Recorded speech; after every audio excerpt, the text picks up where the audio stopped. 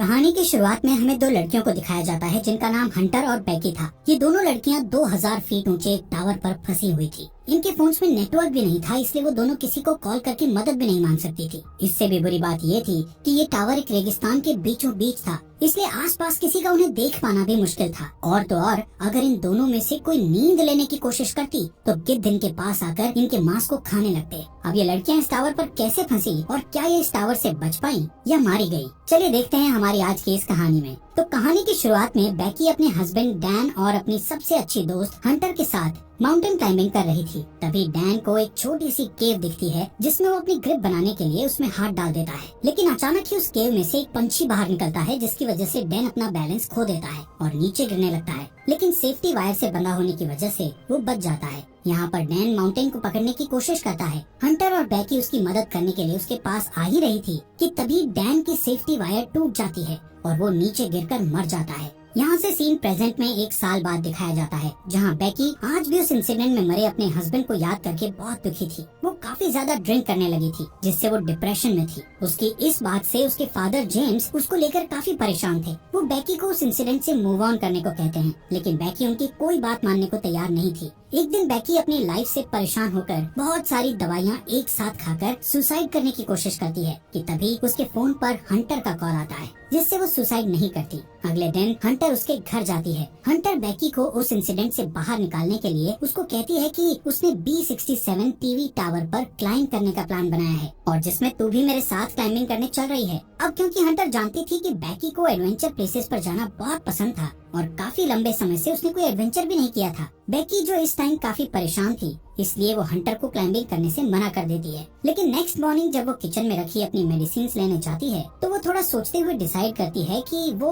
उसके साथ क्लाइंबिंग करने जाएगी। इसके बाद हंटर और बैकी दोनों उस टावर की ओर निकल जाते हैं। रास्ते में बैकी हंटर के फोन में उसकी कुछ पुरानी फोटोज देखने लगती है। जैसे ही वो स्क्रॉल करते हुए आगे और फोटोज देखती है तो हंटर की एक फोटो में वो नोटिस करती है कि हंटर के कंधे पर एक लड़के का हाथ था। बैकी हंटर से उस लड़के के बारे में पूछती है, लेकिन हंटर उसे कुछ भी बताने से मना कर देती है। तभी यहाँ बैकी के फोन पर उसके फादर का कॉल आता है, लेकिन वो कॉल पिक नहीं करती। काफी देर ड्राइव करने के बाद वो एक होटल में रात गुजारने के लिए रुकते हैं। डिनर करते वक्त बैकी को पता चलता है कि हंटर अब एक यूट्यूब ब्लॉगर है और यूट्यूब रेवेन्यू से ही वो अपनी ट्रैवलिंग का खर्च उठाती है। इसी दौरान बैकी की नजर विंडो के बाहर उस टीवी टावर पर पड़ती है जहाँ पर वो दोनों जा रही थी। हंटर बैकी को बताती है कि ये टावर यूनाइटेड स्टेट का चौथा सबसे ऊंचा टावर है। नेक्स्ट मॉर्निंग बैकी और हंटर अपनी कार में बैठकर अपना सफर जारी रखती हैं। यहाँ पर हंटर ड्राइविंग करते करते ही अपने यूट्यूब चैनल के लिए व्लॉग बनाने लगती है, जिसमें वो अपने व्यूअर्स को बताती है कि वो अपनी बेस्ट फ्रेंड के साथ उस टीवी टावर पर चढ़ने वाली है। इसके बाद फाइनली वो दोनों उस टीवी टावर के पास पहुंच जाती हैं, जहां उन्हें गेट पर एक डेंजर साइन के साथ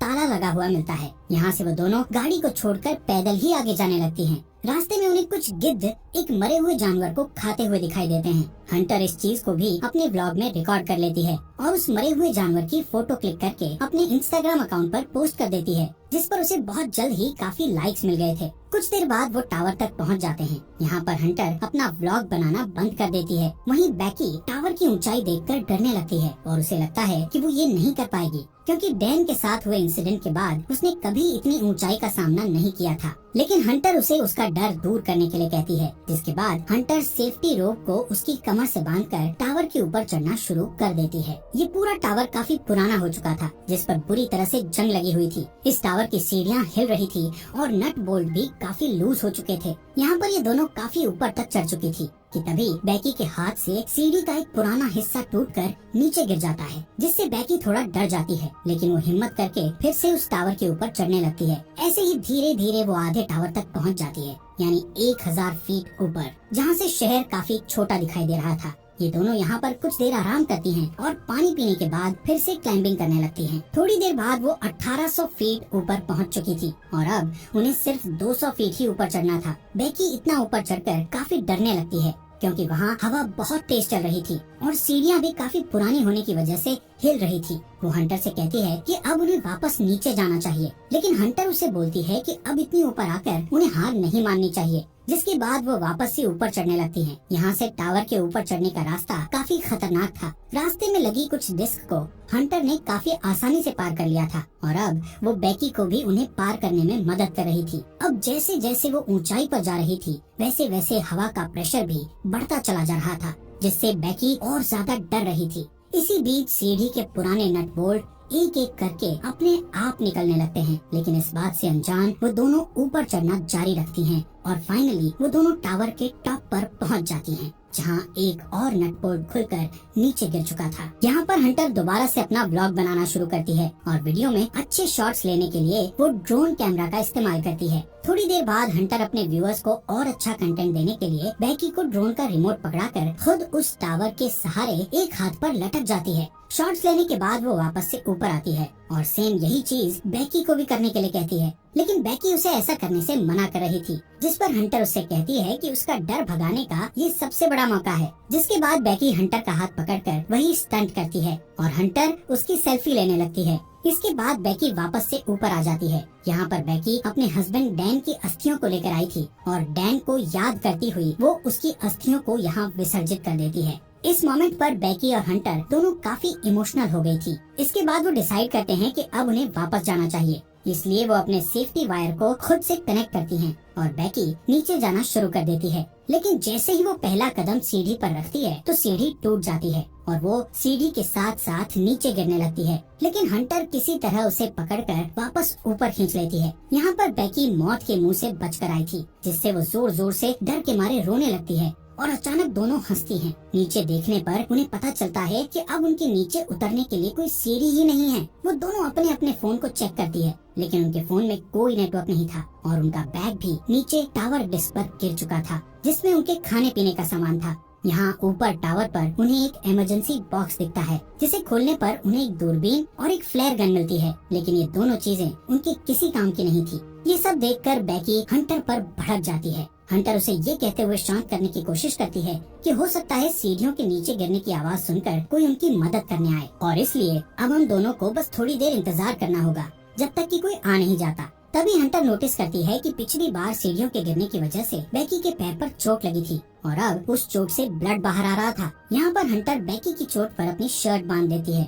कुछ समय बाद बेकी हंटर से पूछती है कि उसने व्लॉगिंग क्यों शुरू की, जिस पर हंटर गलती से डैन का नाम ले लेती है, जिससे बेकी के मन में हंटर के प्रति शक बैठ जाता है। कुछ देर बाद हंटर अपना फोन चेक करती है, जहां उसने कुछ देर पहले अपनी सोशल साइट पर एक मरे हुए जानवर की फोटो अपलोड की थी, जिससे उन्हें एक आइडिया आता है कि वो अपने फोन पर एक हेल्प मैसेज टाइप करेंगे और उस फोन को रस्सी से बांधकर नीचे लटका देंगे, ये सोचकर कि शायद नीचे जाने पर फोन में सिग्नल आ जाए और उनकी पोस्ट अपलोड हो जाए। हालांकि उनकी ये कोशिश नाकामयाब हो जाती है। इसके बाद उन्हें लगता है कि जरूर जमीन पर तो नेटवर्क होगा ही, इसीलिए वो उस फोन को अपने जूते में डालकर उसके चारों ओर अपनी जुराबें फंसाकर जूते को नीचे गिरा देती हैं। यहाँ टावर पर अचानक बेकी का ध्यान हंटर के दूसरे पैर पर जाता है, जहाँ 143 का टैटू बना हुआ था, जिसे देखकर उसे याद आता है कि उसका हस्बैंड डैन हमेशा उसे आई लव यू कहने के लिए 143 कोड का इस्तेमाल करता था। लेकिन बेकी इस चीज को भी इग्नोर करके इस टावर से नीचे उतरने के लिए कोई और आइडिया सोचने लगती है।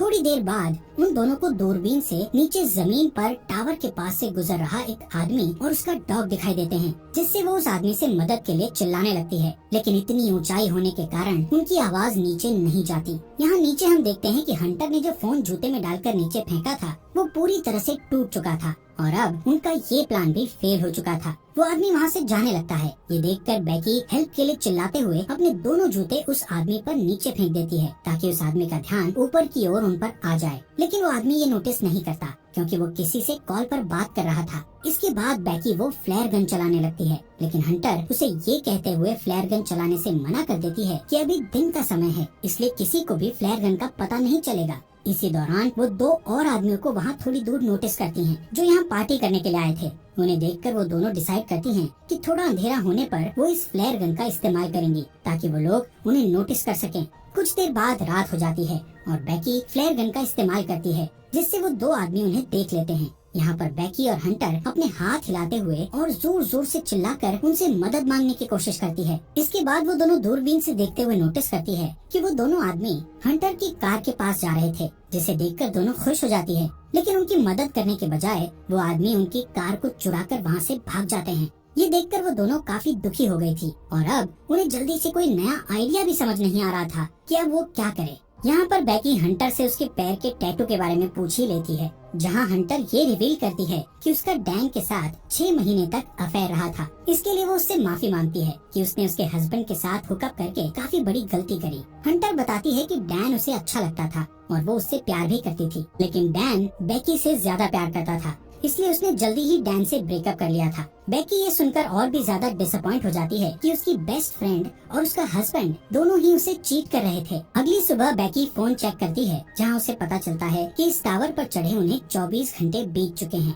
अब क्योंकि उन्हें काफी भूख और प्यास भी लग रही थी, इसलिए हंटर डिसाइड करती है कि वो नीचे डिस्क पे जाके अपने बैग को लेकर आएगी, जिसके लिए वो सेफ्टी रोप को टावर से बांधकर नीचे उतरने लगती है। लेकिन डिस्क से थोड़ी दूर पर वो रस्सी छोटी पड़ जाती है, जिससे हंटर उस बैग तक नहीं पहुंच पाती। अब उसके पास कोई और चारा नहीं था, इसलिए हंटर अपने साथ बड़ी रस्सी खोलकर उस पर लटककर जंप लेते हुए डिस्क पर कूद जाती है। वो बैग को उठाकर उसमें से पानी की बोतल निकालकर पीने लगती है। इसके बाद वो अपनी सेल्फी स्टिक की मदद से बैग को रस्सी से लटका देती है और खुद भी कूदकर उस रस्सी को पकड़ लेती है। तभी बेकी उसे ऊपर खींचना शुरू करती है। यहाँ पर हंटर भी ऊपर चढ़ने लगती है और वो बस ऊपर पहुँचने ही वाली थी कि तभी उसके हाथ से रस्सी फिसल जाती है, जिससे वो तेजी से नीचे गिरने लगती है। ये देखकर बेकी की धड़कन एकदम से तेज हो गई थी, क्योंकि अपने हस्बैंड को खोने के बाद अब वो अपनी बेस्ट फ्रेंड को नहीं खोना चाहती थी। लेकिन जैसे ही बेकी डरी हुई नीचे देखती है तो हंटर उसे रस्सी पर लटकी हुई दिखती है। हालांकि हंटर के हाथों में काफी चोट लग गई थी, इसलिए बेकी अपनी पूरी ताकत लगाकर हंटर को टावर के ऊपर खींच लेती है।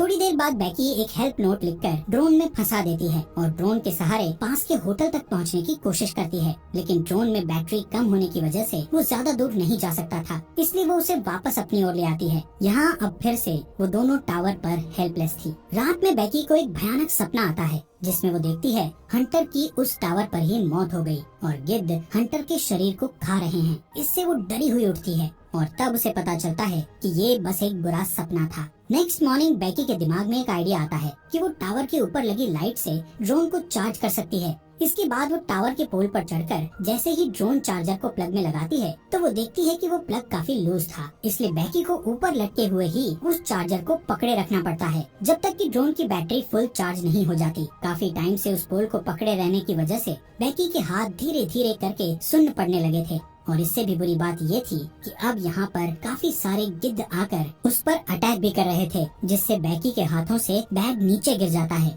थोड़ी देर बाद वो ड्रोन की बैटरी फुल चार्ज हो जाती है, जिससे बेकी नीचे आ जाती है। इसके बाद वो ड्रोन को होटल तक पहुँचाने की कोशिश करती है, लेकिन जब वो ड्रोन होटल तक पहुँचने ही वाला था तो उसकी टक्कर एक ट्रक से हो जाती है, जिससे वो बिल्कुल टूट गया था और उनको ड्रोन कैमरा से भी कुछ दिखाई नहीं दे रहा था। ये देखकर वो दोनों और भी ज्यादा डर गई थी, क्योंकि अब उनके पास बचने का कोई भी ऑप्शन नहीं था। वो थकी हारी उस टावर पर हार मानकर बैठ जाती है। शाम के समय वहाँ तूफान बनने लगे थे, जिससे उनका जिंदा रहना और भी मुश्किल हो गया था। यहाँ पर बेकी को बहुत तेज नींद भी आ रही थी, इसलिए वो वहीं सोने लगती है, लेकिन हंटर उसको सोने से मना करती है, क्योंकि उनके सोते ही गिद्ध फिर से उन पर हमला करने लगते। बेकी हंटर से उसका दूसरा जूता भी मांगती है, ताकि इस बार वो उसमें अपना फोन डालकर नीचे फेंक सके। हंटर उससे कहती है कि मेरा जूता तो नीचे डिस्क पर ही गिरा हुआ है। यहाँ से कहानी में एक बड़ा ट्विस्ट आता है और हमें पता चलता है कि जब हंटर नीचे डिस्क पर कूदी थी तो उसी टाइम डिस्क पर गिरने से उसकी मौत हो गई थी और उसके बाद से बेकी अकेले ही सरवाइव कर रही थी।